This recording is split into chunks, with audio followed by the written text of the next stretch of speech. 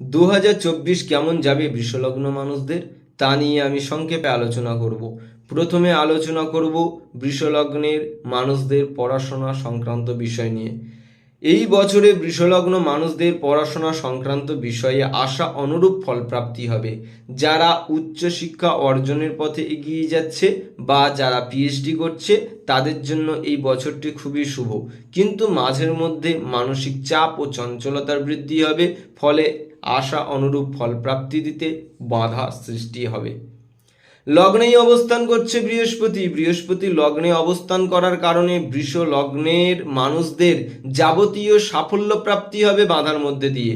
বৃহস্পতির দৃষ্টি দিয়েছে সপ্তমে দৃষ্টি দেওয়ার কারণে বিজনেস বা ব্যবসা সংক্রান্ত বিষয়ে চরম উন্নতির যোগ দেখা যায়, কিন্তু সপ্তম থেকে বিবাহ জীবন বিচার করা হয়।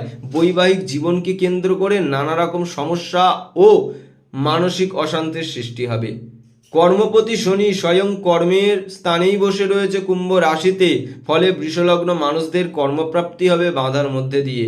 মীন রাশিতে অবস্থান করছে রাহু, হঠাৎ অর্থপ্রাপ্তির যোগ রয়েছে বৃষলগ্ন মানুষদের।